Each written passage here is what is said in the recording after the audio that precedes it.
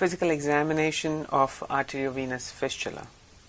As we all know, arteriovenous fistula is the preferred axis and also remains the Achilles heel for dialysis patients.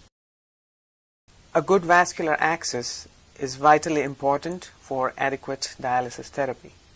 A well-functioning axis makes life easy for both the patient and the dialysis staff, and hopefully the patient will not have to endure multiple sticks to get a good dialysis treatment. 2006 DOQI Clinical Practice Guidelines states in its guideline number 4.1.1, axis patency should be ensured before each treatment, before any attempts to cannulate the axis. Guideline 4.1.2 states all caregivers, including fellows in training, should learn and master the methods of examining a vascular axis. I'm going to discuss primarily monitoring and surveillance as relevant to arteriovenous fistula. Primary failures account for 40 to 60% of fistulas created in the United States. The relevance of monitoring for new AV fistula helps in identifying primary non-maturing axes. Secondly, monitoring helps in planning early interventions for those fistulas that are not maturing. And finally, planning for early surgical interventions or placement of new axis in a timely manner to reduce the catheter duration. As far as established AV fistulas, early detection of problems helps in preventing thrombosis and preventing inadequate dialysis treatment on a chronic basis. Arteriovenous axis is a continuous conduit. One should think of an arteriovenous fistula as a circuit that starts at the heart and ends at the heart. It is not just an anastomosis between an artery and a vein. As you can see in this animation, arteriovenous fistula is a continuous circuit. With each heartbeat, the blood is pumped from the heart into the arterial system of the extremity. It travels across the arteriovenous fistula, in this case it's the radiocephalic fistula at the wrist, into the venous system and returns to the heart, and the cycle continues. It is important to recognize that for an arteriovenous fistula to function properly, all three components are necessary: adequate sized vessels, a good anastomosis, and a good pump. A good physical examination helps in predicting the maturity of an AV fistula. A fistula that is at least 0.4 centimeters or greater and has a blood flow of 500 ml per minute or greater is likely to provide adequate dialysis almost 90% of the times. As you can see in this study, fistulas with diameter of 0.4 centimeter or greater provided adequate dialysis in 89% of the cases. Fistulas with blood flow of 500 ml per minute provided adequate dialysis in 84% of the cases. And combining these two variables, 95% of the patients received adequate dialysis, as compared to 33% who did not meet these criteria. Experienced dialysis nurse has an 80% accuracy rate in predicting the maturity of an AV fistula, as was shown in this study. So a physical examination, a good physical examination, can certainly help in identifying fistulas that are adequate for providing dialysis therapy. So what does one have to do to get a good physical examination? 3 simple steps: look, listen, and feel. So what does one look for? First and foremost, it is necessary to identify the type of AV fistula. It helps in understanding the anatomy for proper cannulation of the axis. It also helps with standardized documentation in patients' medical records. So look for the surgical scar. Radiocephalic fistula, or the forearm fistula, is created at the wrist and is the preferred first axis. The upper arm fistula can be either brachiocephalic or transposed basilic vein fistula. The brachiocephalic fistula has a horizontal scar in the elbow crease, whereas the transposed basilic vein fistula has a long scar extending from the axilla to the elbow on the medial aspect of the arm. This slide shows the radiocephalic fistula. In the schematic picture on the right hand side of the slide, the scar at the wrist is shown in the enlarged insert with an end-to-side anastomosis between the forearm cephalic vein and the radial artery. The brachiocephalic fistula is in the upper arm. The cephalic vein runs along the lateral aspect of the arm. The schematic picture here shows the scar along the elbow crease with the insert showing the end-to-side anastomosis between the upper arm cephalic vein and brachial artery. The basilic vein is the deep vein in the upper arm that is located between the two heads of biceps muscle. The vein is transposed into a superficial tunnel for easy cannulation during dialysis. The schematic diagram shows the long scar that extends from the axilla to the elbow and an end-to-side anastomosis between the transposed basilic vein and the brachial artery. The magnified insert shows the swing site, that is the point where the basilic vein is mobilized from its deeper tissues to the superficial tunnel. Innovative surgeries and complex scars can give an idea about the type of unconventional fistulas. Here you can see a long scar in the forearm that extends from the wrist to the elbow. The forearm cephalic vein has been mobilized in a loop configuration and anastomosed to the brachial artery at the elbow. The loop configuration looks similar to an arteriovenous graft, but unlike the looped graft, the surgical scar is long and extends all along the entire length of the forearm. It is important to differentiate between a loop graft and a loop AV fistula because the cannulation techniques are different. Here you can see a transposed forearm basilic vein fistula. The basilic vein runs along the medial and posterior aspect of the forearm. It is mobilized to the anterior or the volar surface of the forearm and anastomosed to the radial artery at the wrist. The picture on the top shows a well-developed forearm transposed basilic vein fistula. The picture on the bottom shows the scar on the posterior medial aspect of the forearm. Signs of inflammation. Redness and rash over the fistula outflow tract could suggest infection or inflammation. Early diagnosis can help prevent bacteremia and its associated catastrophic complications such as cellulitis and sepsis. As you can see in this picture on the left, angry red buttonhole sites are suggestive of possible cellulitis, and one should avoid cannulating the fistula through these buttonholes. This needs to be treated appropriately before accessing this fistula for dialysis treatment. The picture on the right shows a forearm with rash, which could be from infection, could be from local irritations or allergies to skin disinfectant or allergies to tape. Aneurysms are frequently seen on the fistula arm. Aneurysms develop because of trauma from cannulating the same site or due to a significant proximal stenosis in the outflow tract. It is important to note the size of the aneurysm. Also, the skin over the aneurysm needs to be inspected for thinning or depigmentation. Paper-thin, shiny skin over an aneurysm is a warning sign for potential rupture. Rupture of an aneurysm can lead to disastrous outcome, including loss of limb or death. The picture on the right shows a large hematoma in a forearm axis. The hematoma could be secondary to infiltration from bad cannulation techniques. Hematoma can develop easily in patients who are on chronic anticoagulation therapy.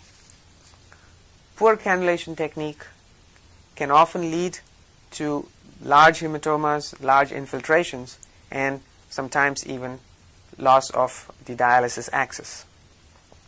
Providing proper education and training to the dialysis staff can reduce the incidence of such clinical side effects of infiltration. Arm elevation is a simple test to diagnose outflow obstruction. In the absence of outflow obstruction, the fistula collapses completely on arm elevation. So a normal outflow, the fistula should collapse with arm elevation. In the presence of obstruction, the portion of fistula distal to the obstruction remains distended, while the portion proximal to the obstruction or stenosis collapses completely on arm elevation. In this video clip, the arm with a radiocephalic fistula is seen in the horizontal position. There is a small aneurysm at the wrist that's distended when the arm is in horizontal position. The fistula collapses, or the aneurysm flattens out completely, as you can see here, when the arm is raised. And again, when the arm is lowered and made horizontal, the aneurysm fills up, the fistula fills up, and it appears distended. Thus, in the absence of outflow obstruction, as you can see clearly, the distended fistula collapses completely. It's a very simple test. It does not take more than a few seconds. Inspection for central vein stenosis. Central vein stenosis is seen in patients who have received multiple central vein catheters or have endovascular leads from a cardiac rhythm device. Central vein stenosis leads to swelling of the entire extremity, as seen in the picture on the left. It also leads to development of collateral veins along the pectoral and shoulder regions, as seen in the picture on the right. The picture on the left shows the swollen right upper extremity when compared to the left. The picture on the right shows again the collateral veins that have appeared in the axillary and pectoral regions in a patient with a transposed basilic vein fistula. Steele syndrome may lead to peripheral cyanosis. The hand and fingers get cold and blue, as seen here in the picture on the left. The picture on the right compares a normally perfused pink hand to a cyanosed hand in a person with Steele syndrome. Steele syndrome is common with upper arm fistulas compared to forearm fistulas, and is frequently seen in elderly patients, patients with peripheral arterial disease, which may be related to smoking or diabetes. Moving on to palpation of the fistula. Palpation involves assessment of the inflow, assessment of the outflow, and assessment for accessory veins. Juxta-Anastomotic venous stenosis. This is the most common site for venous stenosis. Juxta-Anastomotic means close to the anastomosis. That's the site where there is surgical mobilization of the vein, and this mobilization leads to small trauma or ischemia of the vein. Early diagnosis by palpation of the anastomosis and the distal outflow vein helps in treating these stenotic lesions.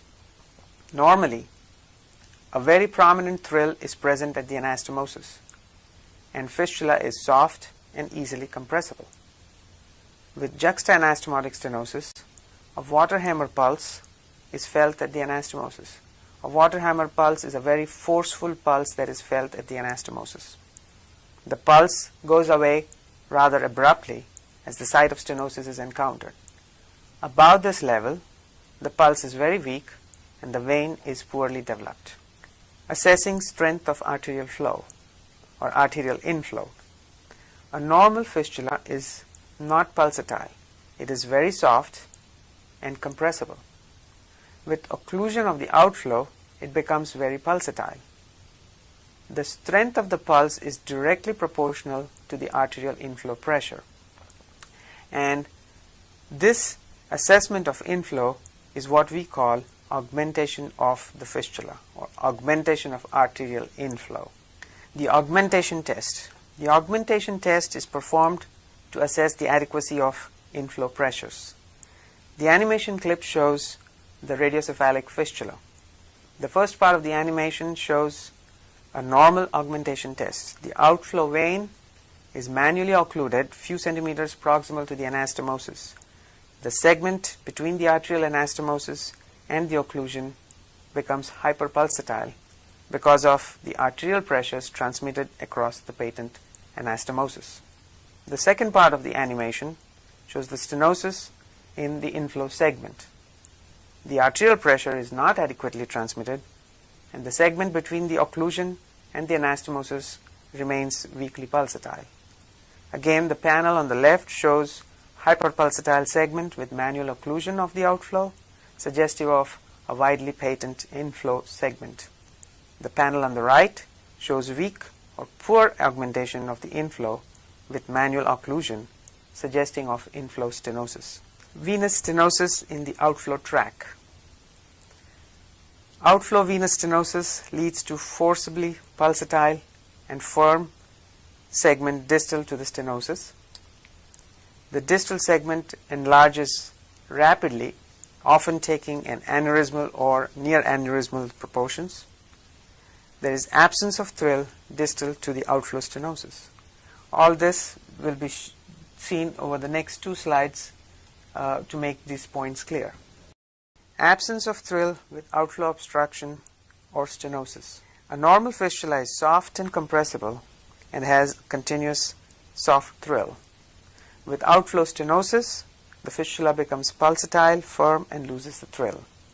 The animation video clip shows the radiocephalic fistula.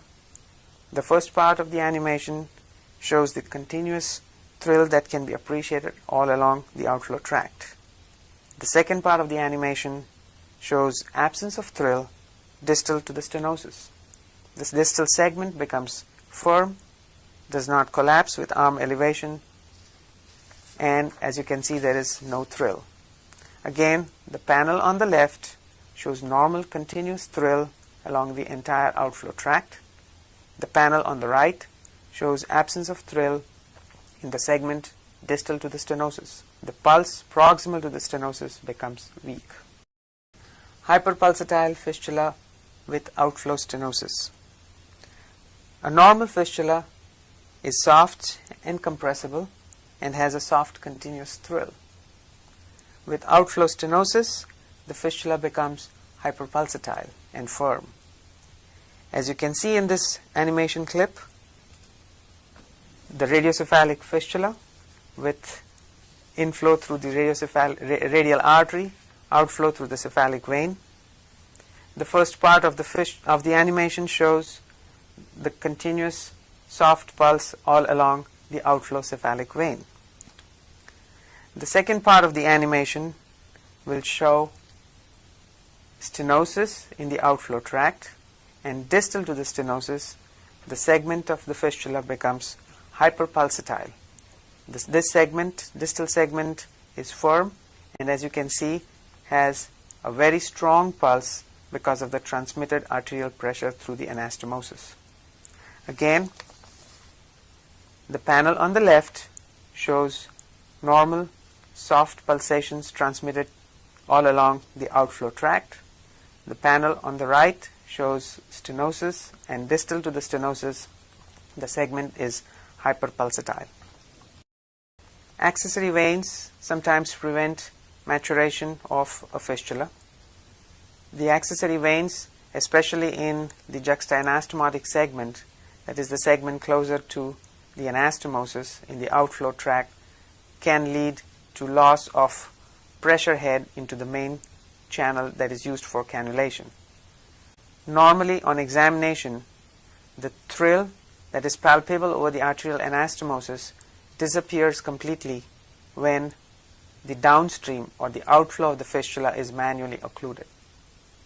If the thrill does not disappear with manual occlusion of the outflow, then one should suspect an extra channel or an extra outflow channel that we call an accessory vein, which may be present between the anastomosis and the point of occlusion. Accessory veins lead to sometimes poor or failure of maturation of arteriovenous fistula. As you can see in this animation clip, the radiocephalic fistula, we zoom into the radiocephalic anastomosis, and in a normal radiocephalic fistula with occlusion of the outflow and a normal inflow, the segment between the anastomosis and the occlusion, there is absolutely no thrill that can be appreciated. The thrill disappears completely with occlusion of the outflow. In the presence of an accessory vein, despite occlusion, the thrill persists, especially if the accessory vein is large. As you can see here, the segment between the occlusion and the anastomosis, there is persistent thrill. Again, in the left hand side panel with a normal fistula, occlusion leads to absence of thrill. In the right hand panel, in the presence of accessory vein, despite occlusion, the thrill persists. Sleeves up for arteriovenous graft. This is a very important test for every patient who has an arteriovenous graft. Grafts do not tend to stay open forever, and especially in patients who have good upper arm vessels, it's necessary to check for the presence of dilated veins in the upper arm that can be used subsequently for an arteriovenous fistula creation. So it's vitally important that every patient who has a forearm AV graft should have a routine sleeves up examination of the upper arm. As you can see in this patient, the upper arm cephalic vein has nicely developed. So in future, when the AV graft fails, the upper arm cephalic vein can be utilized for conversion to an arteriovenous fistula. So we move on to auscultation, or the listen part of physical examination. You need to listen to the entire axis arm, so not just at the anastomosis or not just at the cannulation site. One should auscultate from the anastomosis all the way to the chest. There might be stenosis or abnormal findings all along the outflow tract. This is how a normal bruit, which is soft, continuous, both during the systolic and diastolic phase of the cardiac cycle, is heard over the anastomosis as well as along the outflow tract, mainly over the cannulation segments.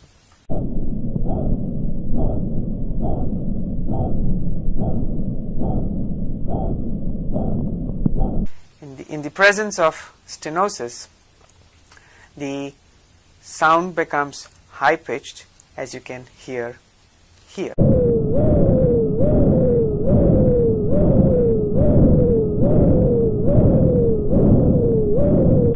More mistakes are made from want of proper examination than for any other reasons. Thank you very much for your attention.